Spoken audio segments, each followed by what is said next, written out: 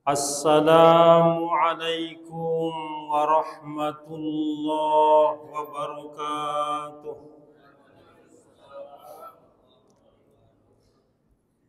Alhamdulillahi rabbil alamin. Alladzi anzala as-sakinata fi qulubil mu'minin. Asyhadu an la ilaha illallah al-malikul haqqul mubin. Wa asyhadu anna Muhammadan abduhu wa rasuluhu as-sadiqul wa'dil amin. Allahumma salli ala sayyidina Muhammadin wa ala alihi wa ashabihi ajma'in, amma ba'du. Bapak Ibu hadirin wal hadirat, shaimin was shaimat yang dirahmati Allah Subhanahu wa taala. As-sabi'u min asma'il husna, yang ketujuh daripada Asmaul Husna adalah Al-Mu'min. Assalam Al-Mu'min. Yang ketujuh adalah Al-Mu'min. Kalaulah bahasa Al-Mu'min itu dikaitkan dengan manusia, maka artinya orang yang beriman. Al-Mu'min. Al-Mu'minun adalah surat orang-orang yang beriman. Kemudian, tapi kalaulah kata ataupun bahasa al-mu'min ini dikaitkan dengan hubungannya Allah Ta'ala, maka artinya adalah wallazi yu'til amana ala ibadih. Dialah yang memberikan rasa aman, rasa tenang, tentram kepada hambanya. Itu arti al-mu'min. Wallazi ja'ala al-amna wa asbabih. Dan juga dialah yang merupakan sumber keamanan dan juga semua sebab-sebabnya. Bulan puasa banyak yang merasa aman di tempat yang ber-AC. Kipas anginnya kuat. Nah, itu ramai jamaahnya tuh.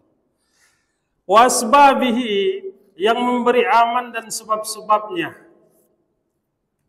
Aman kita rasanya karena ada kaitan hubungannya dengan benda yang lain. AC, kipas angin. Ternyata Bapak Ibu, sebab ada AC itu pun dengan izin Allah.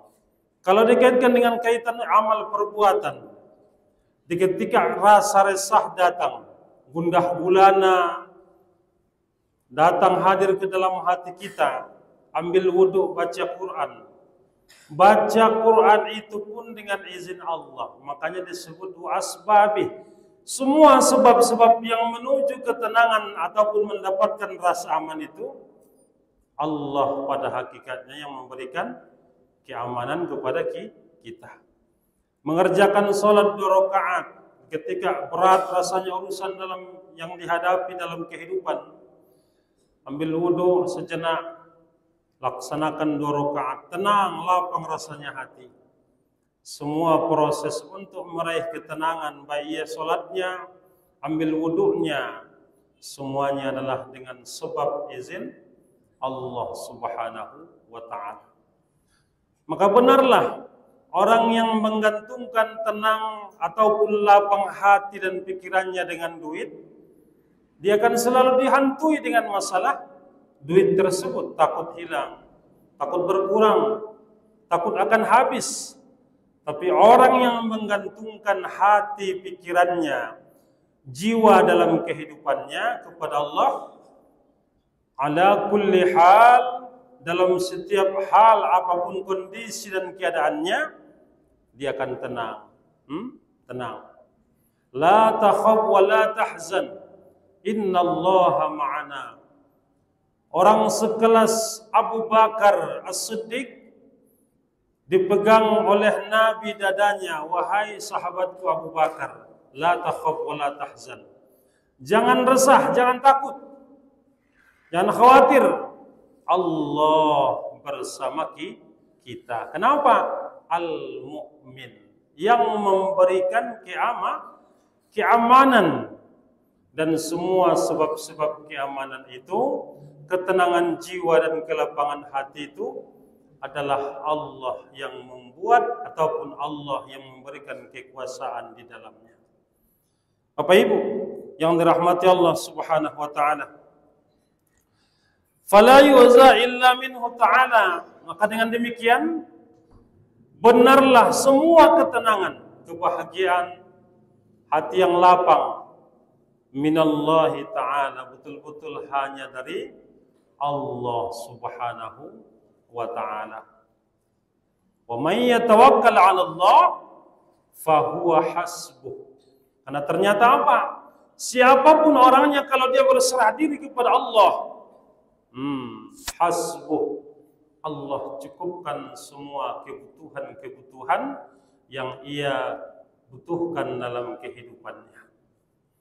Bapak Ibu yang dirahmati Allah Subhanahu wa taala, kemudian wa huwal ladzi wahabal ibadi wahabal ibadihi al-amna min azabihi. Karena memang dialah wahaba yang mengkaruniakan, yang memberikan keamanan daripada azabnya nanti di hari akhirat. Bapak Ibu, apa ada yang bisa menjamin bahwa kita tidak akan diazab dalam kubur? Pak, Bu, ada? Tidak ada. Apa ada yang bisa menyelamatkan kita daripada azab api neraka? Tidak ada selain Allah, kan begitu? Hanya Allah yang menjamin, yang akan memberikan keselamatan kita daripada azab kubur, huru-hara hari akhirat, atau bahkan menjamin aman diri kita daripada azab api neraka. Itulah Allah Subhanahu wa ta'ala.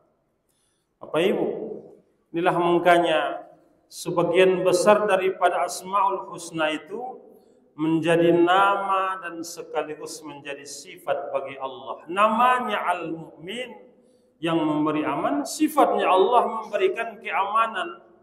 Maka siapapun yang berserah diri, menyerahkan diri dan jiwanya kepada Allah, dia akan selalu tenang dan aman dalam kehidupannya. Bapak Ibu yang dirahmati Allah, ini juga lah hendaknya rahasia dalam ibadah puasa yang kita lakukan, Bapak Ibu. Al-imsak, makna hakikat daripada puasa, menahan. Artinya menahan ingatan kita kepada Allah. Jangan hanya sekelas menahan makan, minum dan segala hal yang membatalkan puasa. Naikkan dulu volume ibadah puasanya, menahan ingatan kepada Allah. Ketika lapar dan dahaga memuncak di siang hari, di panas terik, di tengah-tengah beratnya urusan pekerjaan, coba bagaimana rasanya di lapar yang datang itu? Apakah masih kita ingat, tertahan tak hati kita mengingat Allah? Nah, berat ujian siang Ramadan ini luar biasa ya, Pak. Sunlight aja kayak sirup nampaknya, manis itu. Ada lagi yang luar biasa, kecoa di tengoknya kayak kurma. Kok berjalan kurmanya katanya? Banyak kecoanya lagi diam.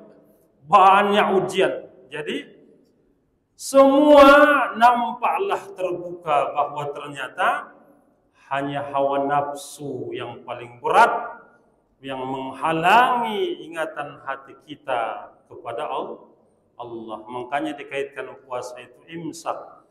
Jangan hanya tahan daripada makan minum dan yang membatalkan. Tahan hatimu di saat lapar dahaga itu datang untuk selalu mengingat kepada Allah Subhanahu wa taala. Bapak Ibu yang dirahmati Allah Subhanahu wa taala, wa huwal ladzi aminal khalqu min zulmih.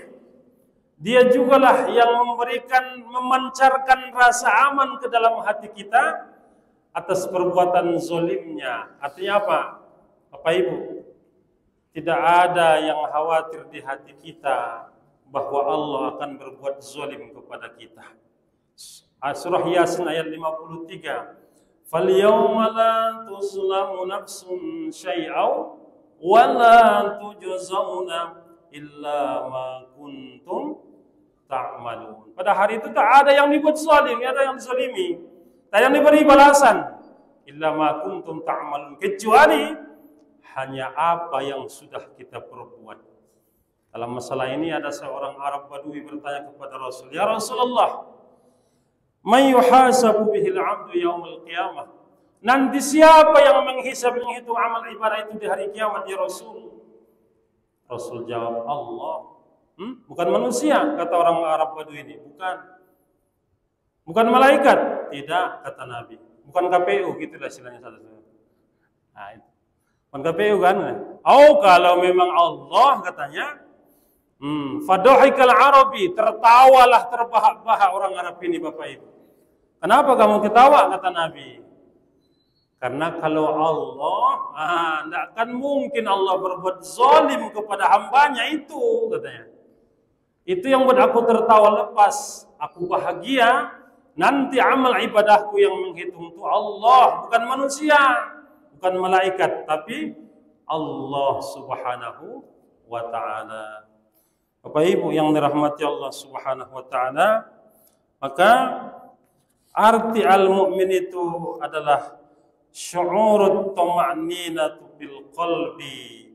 Artinya adanya rasa tentram, rasa tenang di dalam hati orang yang beriman dengan sifat dan namanya Allah Al-Mu'min yang maha memberi keamanan dan ketenangan. Sekian. Assalamualaikum warahmatullahi wabarakatuh.